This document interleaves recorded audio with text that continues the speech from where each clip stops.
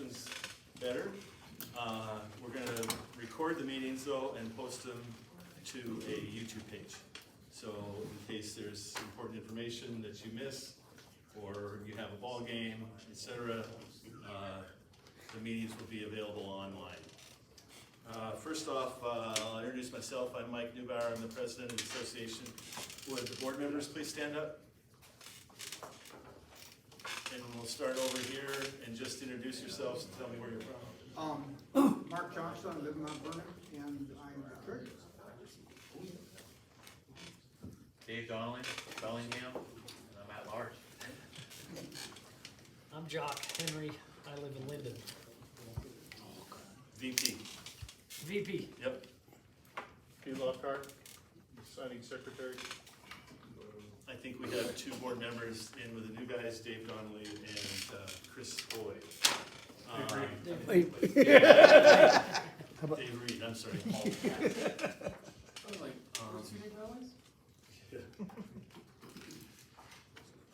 Good news, I'll start with that.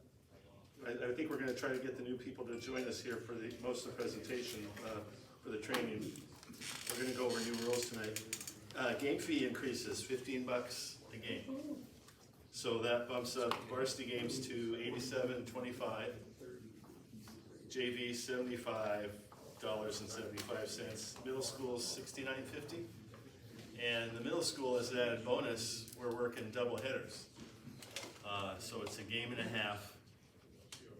So I think that comes up to about, Three teams playing, yes, 3 teams. two halves each. Yeah, about $121 for middle school. Any questions on that? Any comments, concerns? We did have, unfortunately, most of you know Joe Cardinelli. He passed away suddenly over the summer. We're in the works of doing a few things to honor Joe. John, would you like to speak about one thing? Yeah, so the thought was we'd do week one, we do a moment of silence for Joe. So I'm gonna have cards for everybody. There's one for every white hat, for every game on week one, and your job is gonna just be get it to the announcer wherever your game is. The card's gonna tell the announcer, immediately following the coin toss, please read the following. And it'll say, something like, ladies and gentlemen, please join us for a moment of silence for Joe. And it'll have a little paragraph about Joe, all the things he did. And then it'll just be a moment of silence, and then as soon as that's done, it'll say, thank you, please remain standing for the national anthem. So it'll be pretty simple on our part. I think Pete's gonna email the ADs and just get them to sign off on it. So white hats for week one, you're just gonna get a card, and like I say, the only job you're gonna have is just get it to the announcer, and hopefully he can read. That's it. Thanks, John. We're also trying to get some type of band or patch for the season to wear throughout varsity games. Pete, any information on that? I talked to Snohomish today because they had a patch for Jimmy Carter last year, and same initials with JC, and it was just JC initials, and so. Carter died? No, he had a before stroke. last season, we had a stroke that kept him off the field. I think he ended up retiring. And so, they're going to see what they have left in their inventory and send them up to us, and then let me know where they ordered them so we can get some more that way. So they were working on that tonight at their meeting. Does this have to be approved by the WA? I already did get approval, for that part of it. I let Todd Shortall know what we were doing, and he gave approval. But you can't wear it in postseason. He gave us, correct, John, he gave us approval for the preseason, for the regular season. Once we get to postseason, we will request and keep doing it.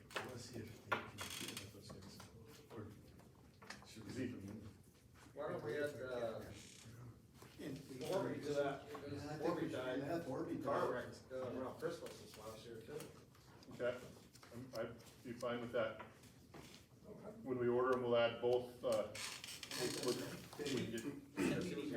Ken's not around anymore, but he worked, he did so many finals and was such a great official. So, he was my neighbor too. Poor guy. I'm still driving his, We are going to, okay, I'll try to stretch. We are gonna continue with the observation program. Larry Marcius was supposed to be here, to just kind of overview that, but, He called me and said he would not be here tonight. copy that. Okay, so, the board was happy with Larry's work. You know, it's outside of the, RTO program. And mostly Larry was looking at, communication, call selection. Can you think of something else? Teamwork, general teamwork. Yeah, general teamwork. I mean, just Presence.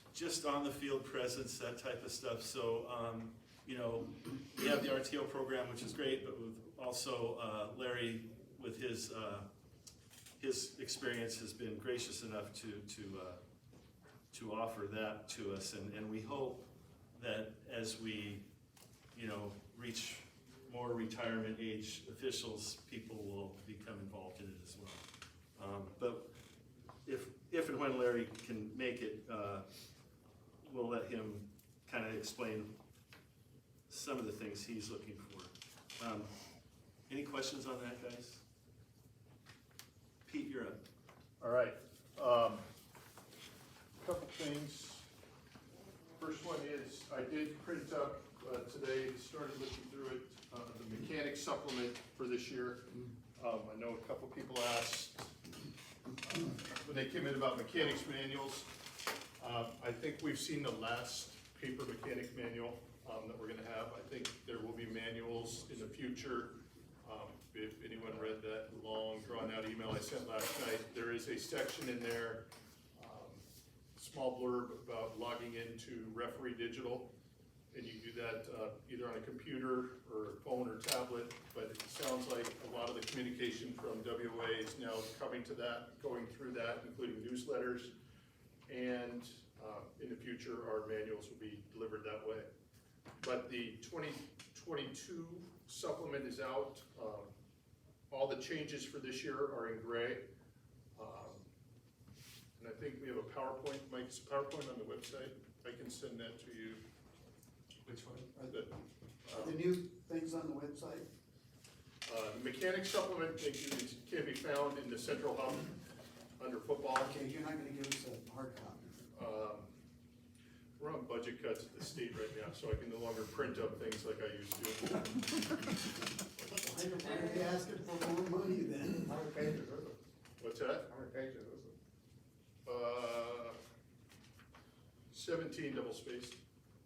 Maybe the county can help out. But there is a PowerPoint that we can move to our website as well, that shows some of the changes. I was talking to a couple people before the meeting, one of the changes that wasn't on the PowerPoint, I got worried and had to dig through here. The onside kick mechanic has changed slightly on a recommendation that we had talked about here last year and Mark submitted. The umpire will now leapfrog the line judge and go to K's restraining line, and the line judge will stay on ours restraining line. Because they're used to it. Well, that was one of the things we talked about, was that the line judge, all of a sudden you're changing two sets of eyes on one side of the field when the line judge is used to looking at 50. Plus the line judge is used to having to go downfield at further distance, okay, on a normal kick on a scrimmage play. So we felt it'd be easier and less change if we did that, and so they accepted that. So Good idea. so there are a number of changes this year, and talking points on scrimmage plays and movement by officials, so it's working. And, you know, if you wanna print it up, you can, and if not, He gave Mike one, he said he could make some copies right now. I'll tell you what, if you. I'd rather have a hard It's copy. online, right? Like just go online across. Yeah, I've got it saved as a PDF, Mike, so I can email the PDF to you as well. I can do that tomorrow morning. For those that haven't taken the test yet, it is live now, but there are two answers that are incorrect on the test that Jim Ryder sent to assigners this afternoon. Said give everyone the proper answers because we missed an edit on it. I'm not gonna give you the question number because the questions do get scrambled. There's a question on which of these statements about chop blocks is true. The answer, the correct answer for the test, not the correct answer, the correct answer for the test is E, all of the above. They did not edit the question to this year's new rule. Then there's one other question. On a 4th and 10 punting play where there's a fair catch and the ball is caught by someone other than the person signaling fair catch. The answer that is correct for the test is all of the above are true. It's, well, there's actually a typo that says R26 signals for a fair catch. Option C says the contact by K22 is not a foul because R26 did not signal for a fair catch. So the question says he signaled it, the answer says he didn't. They're looking for all of the above, which is not the proper answer, but it's the correct answer.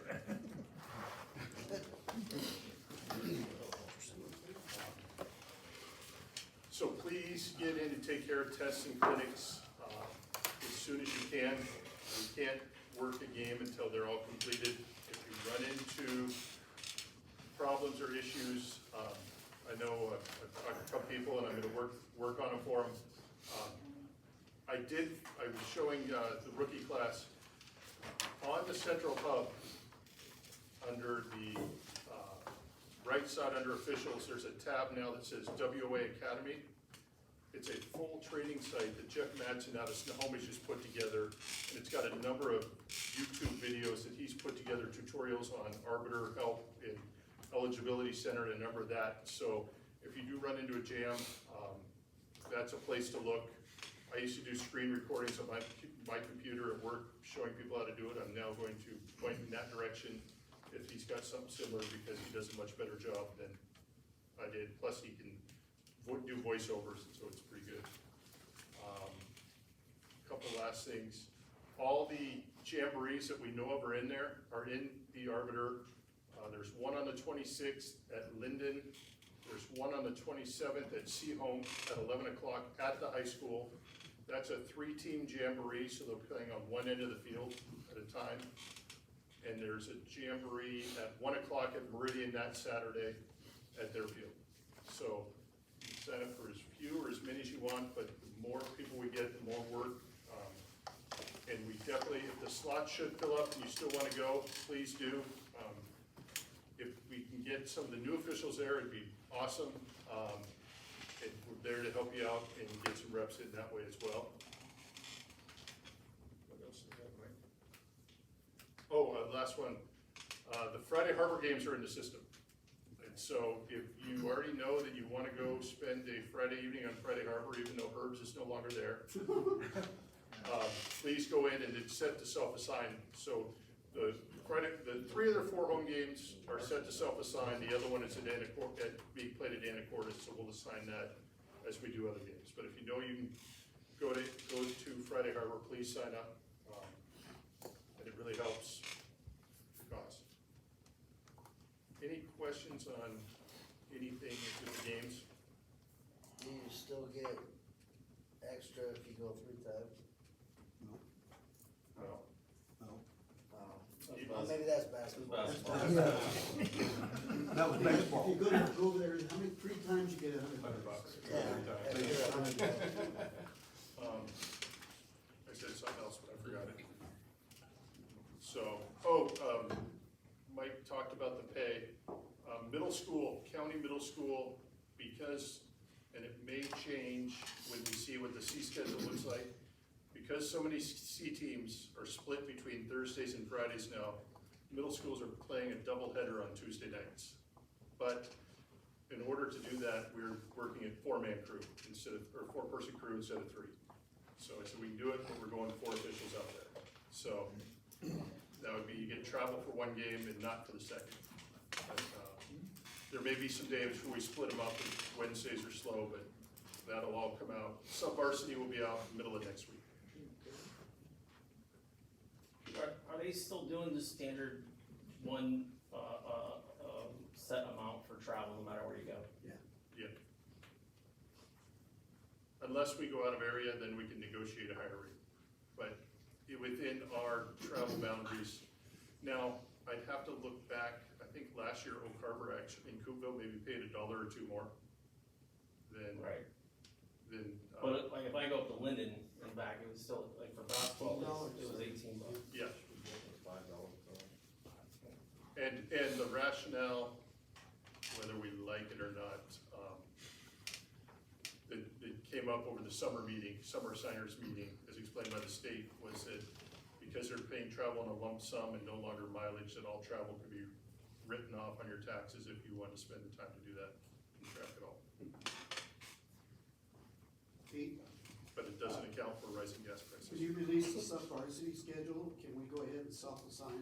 Yes, I'll send a note out. What will happen is, like I've done in years past, the first thing that'll happen is the sub-varsity schedule will be set to self-assign for first-year officials first.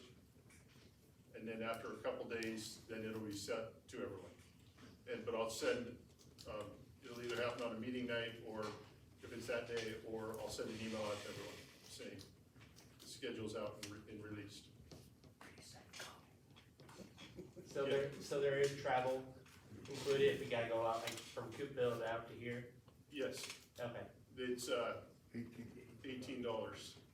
Set it. Now, if you all drive together, we note that in the game report, and the other guys lose like $5 each. Yes, thank you. We will go through, a tutorial on the game reports, just show everyone again, remind everyone what to do if you carpool, because if you carpool, then the driver gets more, and the carpoolies still get some money, but they don't get the full 18. I think $8 of each I think person it's who $5 rides for goes each to the guy. driver.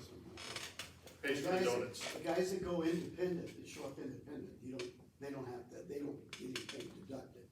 Correct. Well, we end up, for baseball and softball, leaving the Mount Vernon area, going to Coopville, we got $23 because it was more than 40 miles. And that's something you might ought to look into, being this group here is really originated in Bellingham. I believe that might not be a bad thing to deal with. I'll take a look at that.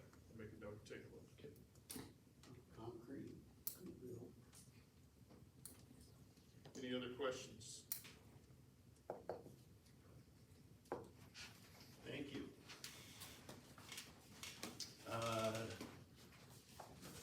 I would like to acknowledge Bernie for his work on recruiting.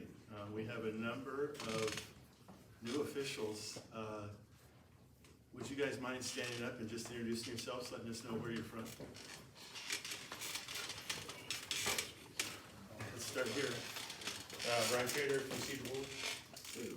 All right, have you refereed before? I refereed high school soccer for 20 plus years, but not football. So you guys follow. Okay. Tyler from Oak Harbor, just Little League Baseball years ago. Welcome, Tyler. Tyler Chandler, also in Oak Harbor, did the youth football league and some middle school this year as well. Cool. I'm Ryan Kinker, also Oak Harbor. I did 3 years of youth football for Tim. You can blame Bernie for me being here. So. I'm Donovan, Mount Vernon, first time ever. Oh, terrific. Welcome. My name's Logan from Bellingham. Ref intramurals throughout college and did some middle school in the spring. So I'm Kendall. I'm from Coopville. I did adult football and adult softball out in Spokane. Adult football. Yeah, flag football. But Yeah, all right. yeah, flag football. I know. Mike Flannery, Bellingham, reps some intramurals in college. About it. Very nice. Michael Evans, I had a 7-year layoff, I guess. I was here for a few years in the early part of the decade, and I live in White Rock. I've done a few years of high school and a few years of youth, and did bunch of coaching and stuff like that, and then I had a couple boys playing in high school the last few years, so. Where's the Iron Man? Perfect, perfect. I want to encourage you guys not only to reach out to guys like Bernie or Michael, reach out to anybody during your game. I found this group to be very helpful in wanting to teach, instruct, encourage. So don't be dismayed the first time you get yelled at or the first call you kick, because it's going to happen. And anyway, welcome aboard. So our meetings for the new people are basically divided up into news and information and then training. Mark Johnson is going to kick off this season with new rules.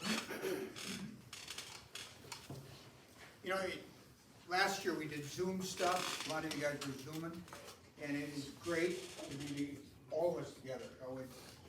The struggle we had last year, we'd have 10 to 12 people physically here, and everybody else Zooming, and it was just really a strange event, so I'm really glad that you guys are here, especially the new guys, welcome.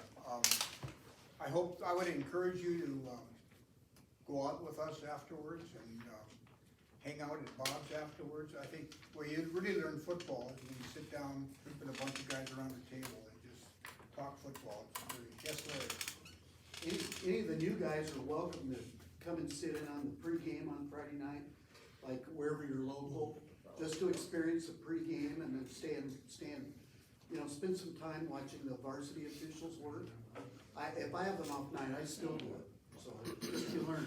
Because we want to do everything we can to make you feel welcome and be a part of the group. So we just want you to know that. Welcome. We're really glad to have you here. What we're going to do now is we're going to go through the rule changes. Basically, they're pretty simple except one, and that's the intentional grounding. And we're going to spend most of our time with that one. I will introduce it, talk about it, and then I'm going to have Mike Zender, who has done years of college officiating and has dealt with intentional grounding on the field, talk about what it does, what's it really like. So we're going to go through it. Go ahead, Mike. Remember in COVID, we could stretch out the tee boxes to the 10. The Federation has given us the option if we want to do that. Our state said no. Yeah, no. So any coaches who say, well, can we go down to the 10-yard line? No. We're back to the 25 to 25. There is no option.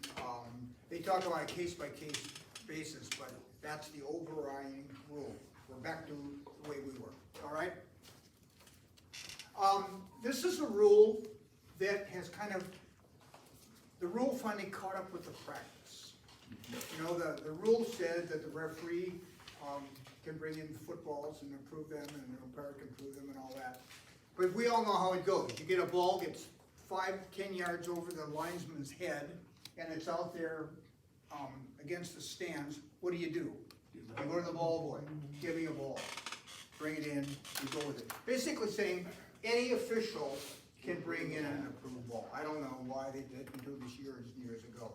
However, one thing to remember, on a PAT, the PAT is a part of the previous series. So when you line up umpires, when you line up in the 3 and you're going to put the ball down, and here comes the dutiful ball boy in to say, our coach wants you to use this ball, all right? Especially if he says, our coach wants us to use the kicking ball. No, unless there is a good reason, weather-wise primarily, unless there's a good reason to change that ball at the PAT, you'd never go leather to rubber and rubber to leather, but you don't do it. It's just whatever we scored the touchdown, that's the ball we stay with. And I'm sure we run into situations where. But if it's wet and they want to bring in a dry Exactly. ball, it's okay as long as it's the same material. As long as it's the same kind of ball, but if it's a 85-degree weather day and sunshine out, and they want to bring in their ball that they always use for a PAT. Now, for you new guys, you run into this a lot. I've run into this a lot in the afternoons, because a lot of the coaches in the afternoons just don't know that. And be nice to them, say, no, we're going to use this ball. Tell your coach that we're going to stay with this ball. But same ball, PAT, that was with the touchdown. All right. Again, here's a rule, I have no idea why they did this, but they did it. 0 is now, legal number. Basketball, does basketball have 0? Okay, any other sports, softball, baseball, do they have 0? Okay, that's probably why they did it. But remember, having said that, 0's legal, 0 is not legal, or any number, if 0 and then we have a number, that's not 01, 07, 08, not legal. 0's legal, but I can't imagine anybody even dealing with that this year. They got their uniforms unless they knew it was coming down the road, so no big deal. All right, chop block. This is the one that Pete talked about in the test. In the test, they used the old system. Who wants to explain? Give me a definition of chop block. Anybody? Guy engaged high and a guy goes low at the Okay. same time. We get someone above the waist high, someone below the knee was a chop block. Basically what they've done is they've raised the chop block up. If we get a high-low, above the waist, below the waist, that's a chop block in the free blocking zone, all right? If we get a sweep, and you side guys see someone go high-low, you don't have a chop block. What do you have? Block below the waist. Now, it's immaterial really, because it's the same penalty, 15 yards, 15-yard spot foul probably. But just remember, the chop block happens in free blocking zone. In the test, what they did is that in the test it says that the chop block is below the waist. One is above the waist, no, one is above the knee, one is below the knee. And the word knee should be changed to waist. But that's not gonna happen in the next couple of weeks. So when you read that rule, like Pete said, what was the answer, Pete? All the above? All the above. Yeah, so they simply tried to make the chop block, they wanna liberalize it so that if we get something below the waist, above the waist. Okay, any questions on that? Don't see it often. Doesn't have to mean well, don't go there, we don't need to go into that. All right, go ahead, Mike. Okay, game clock option. It used to be, if we're within 2 minutes of the half, first half or second half, and we get an accepted penalty, then the offended team, if the clock has been running, can choose to have the clock start on the snap. That's changed. The penalty does not have to be accepted. So coach, you get a second and down and you have a illegal formation or an illegal shift or something, and you get a flag at the snap, and there's a 4-yard loss. Coach probably say, no, we're gonna decline that penalty. Let's say they're within 2 minutes of the second half or first half, and the clock's been running, they can say, and we want the clock to start on the snap. Crews, this is a good opportunity to always make sure that everybody, I always kind of go like this, just let everybody know within 2 minutes. So understand that we got the 2-minute warning, the 2-minute option. Now, it doesn't go the other way. If the clock is stopped, the offended team can't say, we want the clock to start already. The clock has to be running, and you can then start it on the snap.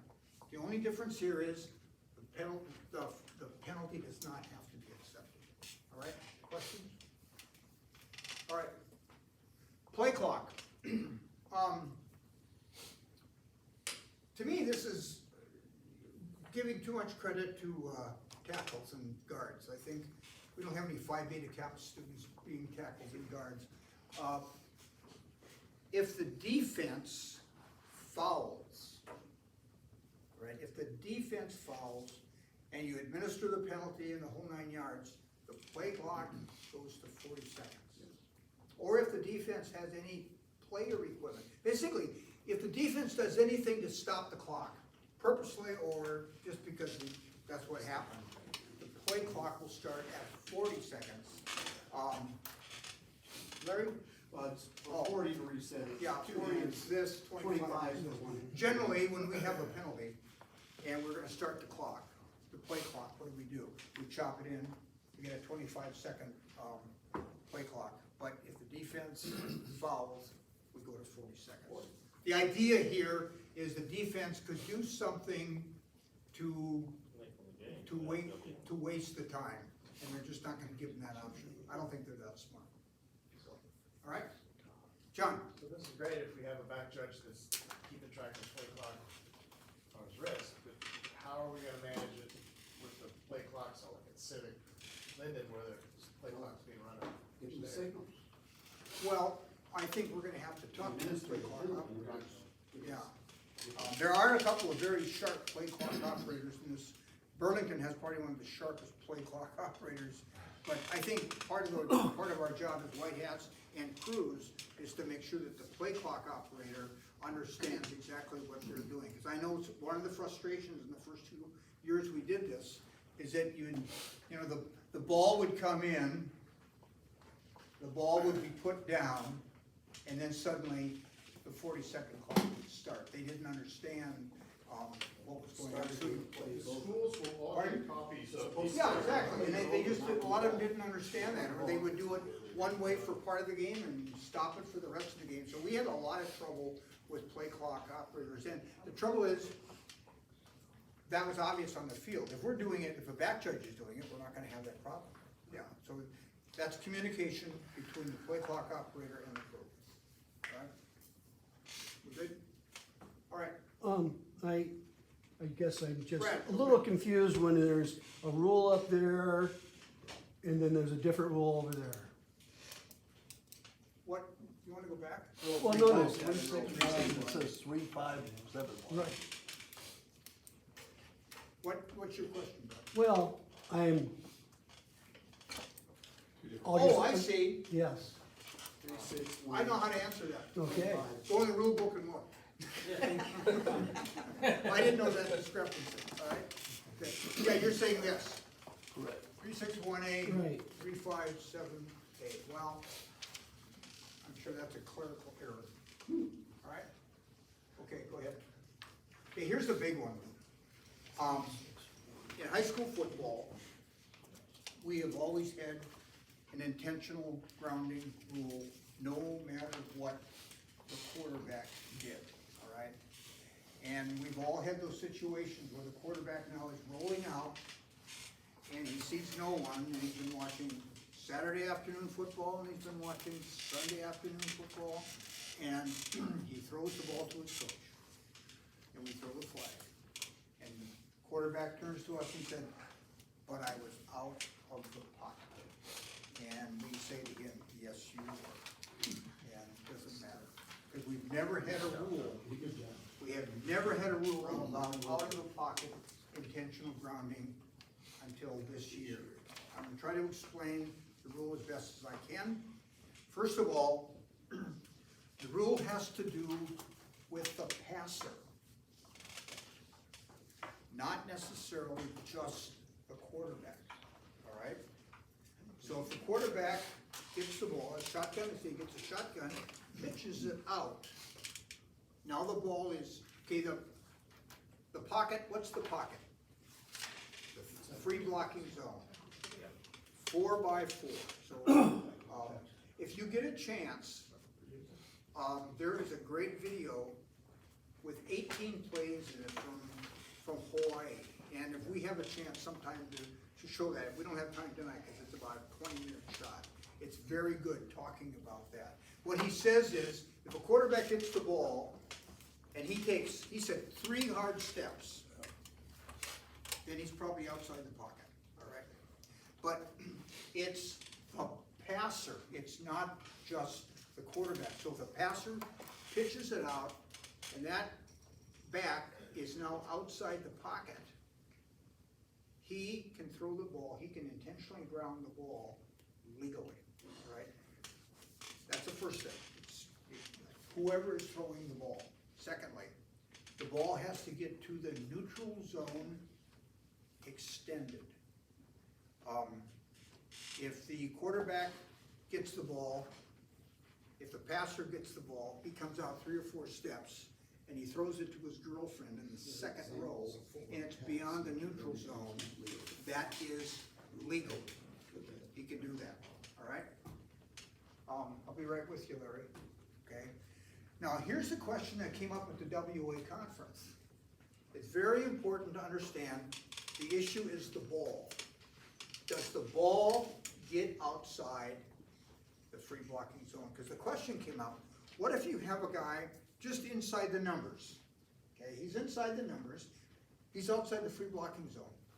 Quarterback gets the ball, this guy comes now, gets the ball from the quarterback, and now throws the ball while in the free blocking zone. That is intentional ground effort.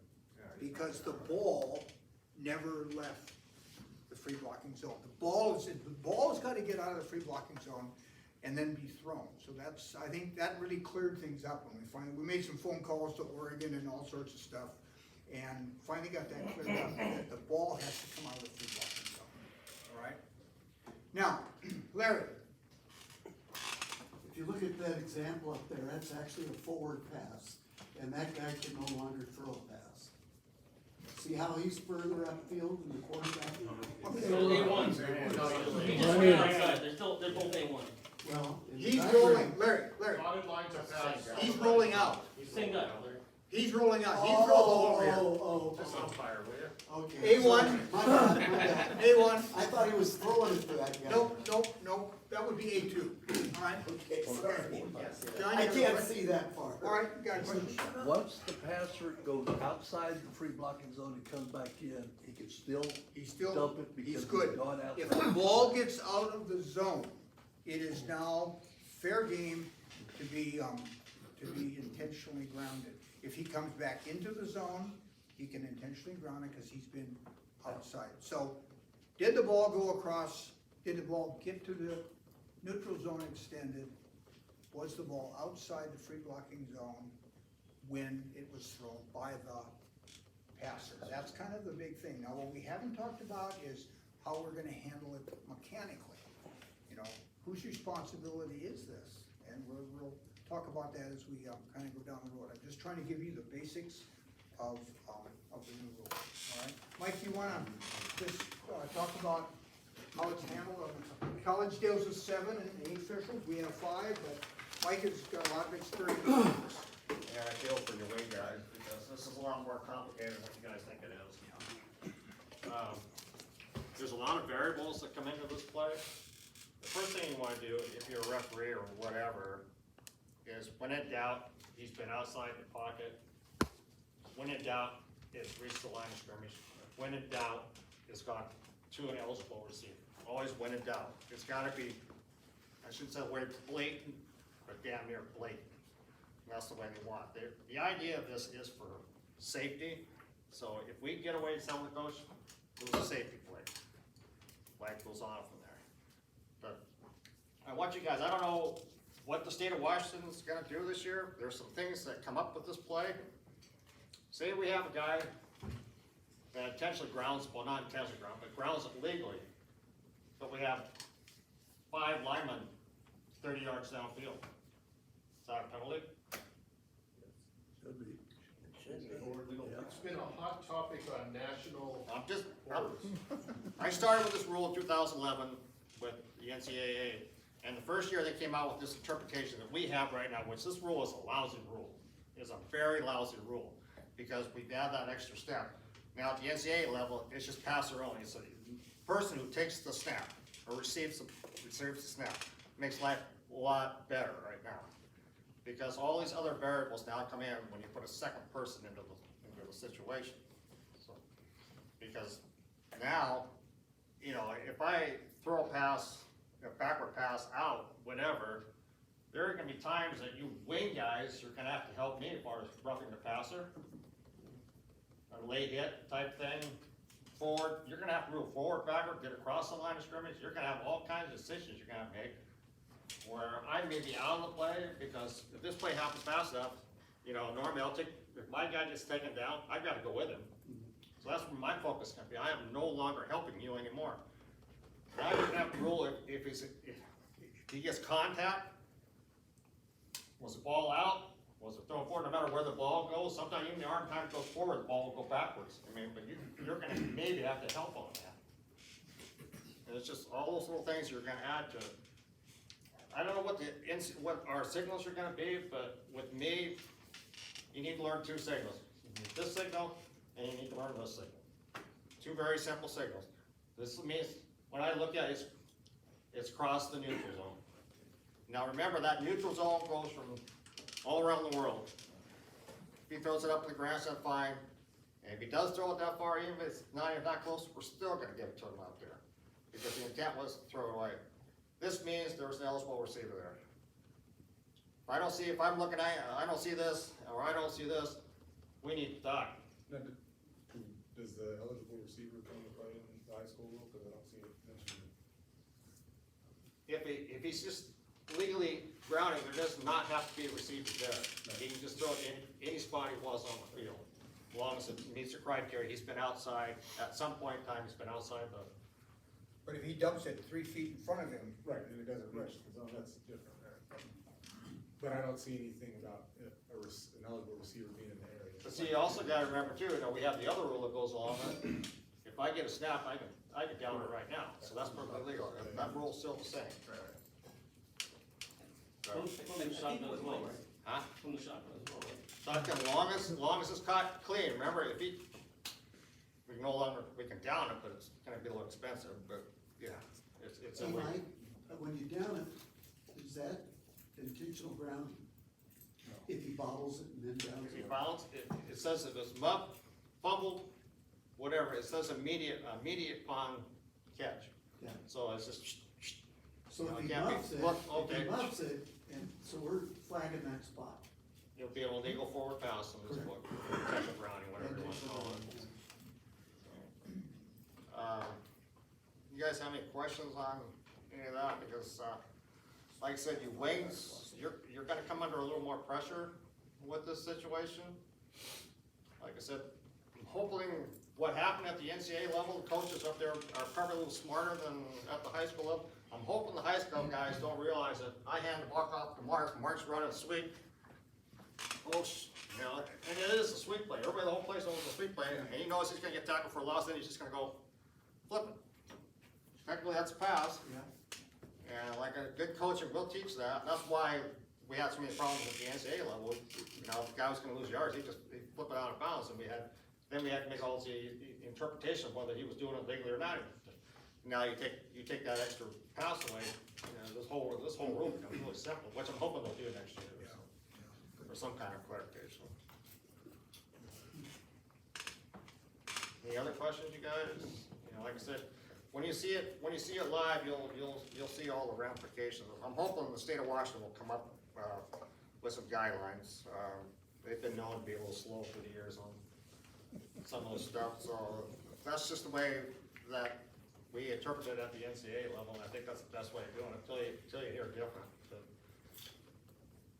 Mike, is it primarily the wing guys who are handling the line of scrimmage? What about the umpire? Umpire may have to help. There are times, I'm hating for the one guy with the wing that, say the strength of the formation's all one way, and we have a play that goes opposite the strength, and you've got a receiver that gone deep on that side, where your back judge is technically helping on the other side. Now you gotta play at the line of scrimmage, but you got a receiver 30 yards downfield. Good luck. Because like I said, there may be a chance that as a referee, I might be on the other side, So you gotta have all those things in mind. It's something that, take your time, process it, and communicate. And other officials, if you can help out on that situation, help out on that situation. It is a good rule, it's just not written right. It's a great rule for our safety. Next year, this will be all straightened, I guarantee it, because I know there's gonna be all kinds of cases this year where something screwy is gonna happen, and they say, oh, it's it, we've opened up a can of worms, instead of solving the problem. All right. Great, thank you, Mike. I think that it's gonna be critical that every pre-game, spend some time dealing with how are we going to handle this situation wings, umpire, referee. My sense with the referee is that the referee's got the best sense, the best look at the lateral movement. You know, the wings have got, and the umpire, but we need to talk about that at the pregame. Also, I recommend that during the postgame, spend some time talking about, okay, how did it go? Did we have some intentional grounding? Where did we goof up? Where were the holes? How did we handle it well? Where can we improve? So it's a good opportunity for us pregame and postgame to talk about that. Mark, I've got a question. Gordon, so last year, the umpire, we could be in the same backfield with the referee. Ah, thank you very much. So now, No. if we're doing that, is No, that gonna change? we're not. We're not? No, wait, there's absolutely more. not. Remember last year, there was this big hoodoo about, the umpire, it started with COVID. Spacing, so we're now gonna put the umpire in the offensive backfield. It's also what college and pros do. So some associations tried it, others didn't. Last year, they could, but not during the playoffs or any split crews. The decision was made that because of this rule, we need to have the umpire in the defensive backfield as another person to help out dealing with the neutral zone. Does it go across? So umpires in the offensive backfield is not an option in the state of Washington. All right, glad you mentioned that, all right? Anybody else? John? I can sort of see, because technically you got the umpire and the referee staggered anyway. Now, if the quarterback goes to the umpire's side, he's over there, all he might have to take 1 or 2 steps. So he might have a better idea if it's outside. The same way with the referee on that side. Yeah, but where's the umpire looking? He's looking in the middle, opposite, I agree. But once it comes to the point where, yeah, you still have to pretty well cover your. Yeah, I mean, you're looking at 50 to 79, 5 officials primarily for holding, right? I mean, that's your primary responsibility. It's just like a referee doesn't have can't give a lot of help.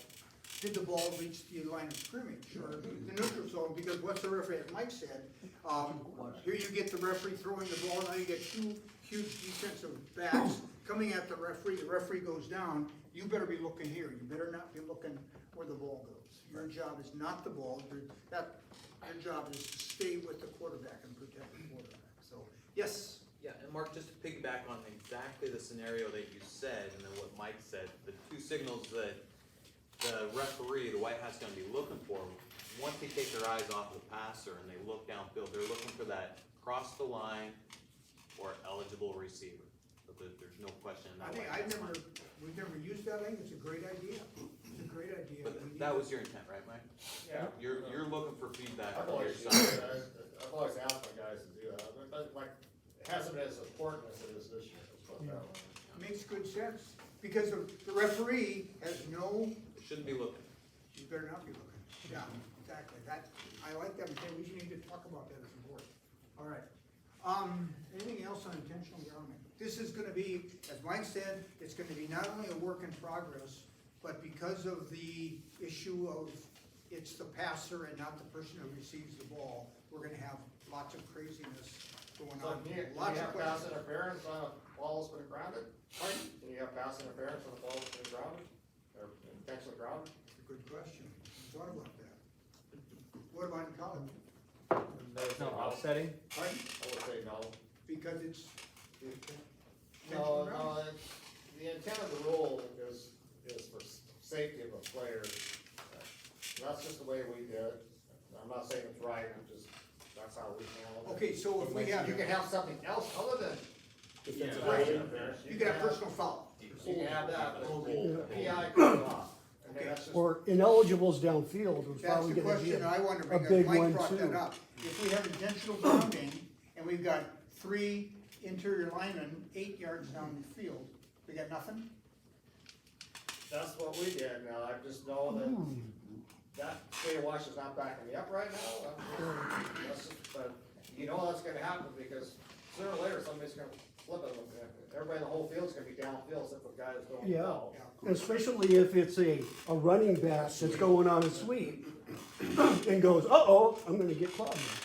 Well, I think Those 2 questions have not come up. I would think most coaches would want to take the, just from take the loss of down rather than give them down +5. I mean, that's all it is, 5, so Yeah. whatever. Yeah, but these are the kinds of questions that we're gonna be dealing with. It's like, remember when we went to the 42nd clock? We said, this thing's gonna be a work in progress, and it went fairly well, but it was a work in progress for a while, especially as John said, with the clock operators, doing all sorts of crazy stuff. Took a while for this thing to kind of get smooth. Same thing here, we're gonna have lots and lots of questions during this, and probably the best thing we can do here as well is when we get together for meetings, that we can spend some time, did anybody have any intentional grounding issues this last week that would be helpful for us to talk about, so we're working together as an association? All right? Okay, go ahead, Mike. I don't care about that, you don't care about that, go ahead. This is simply blocking below the waist. There are 4 slides, and we're not gonna go through them, I'm not gonna read to you guys.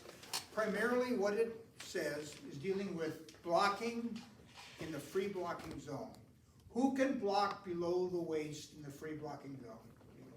Pardon? Anybody, defense or offense, who is on the line of scrimmage.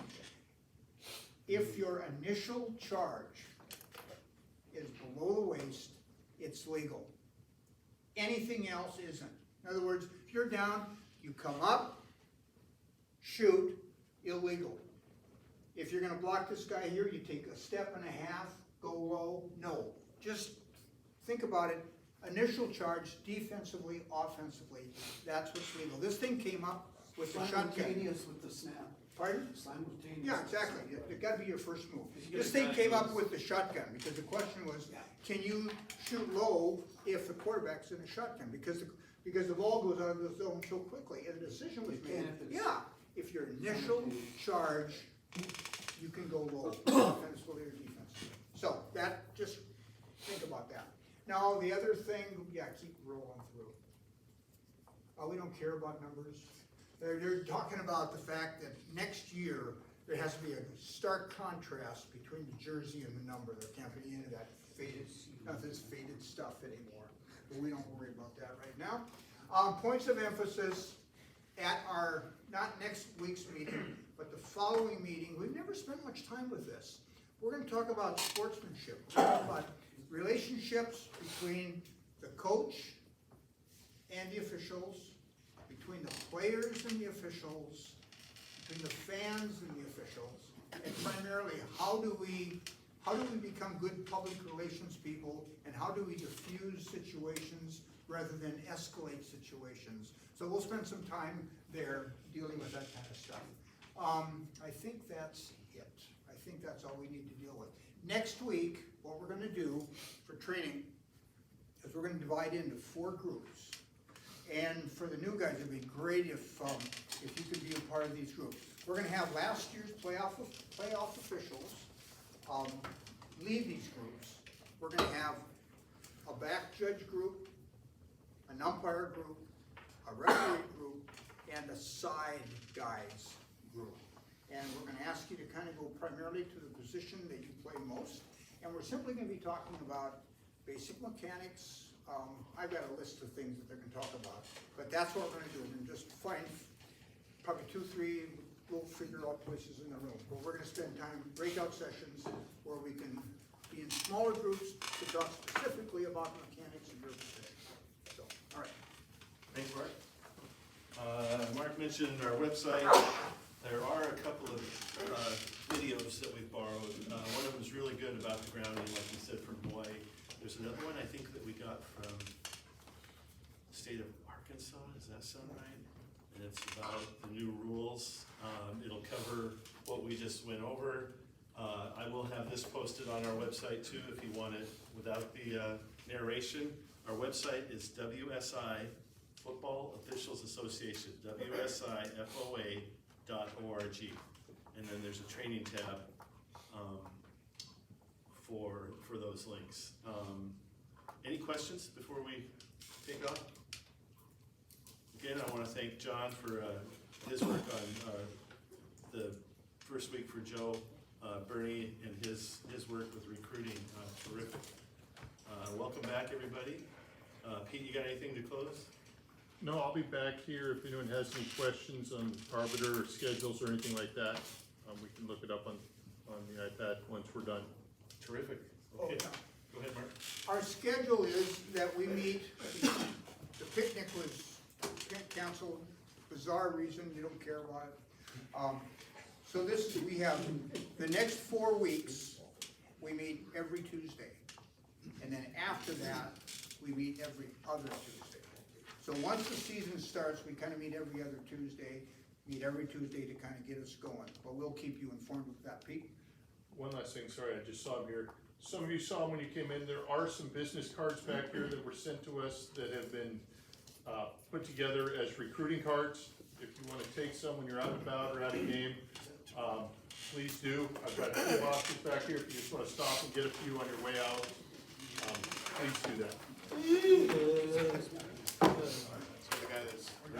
Thank you.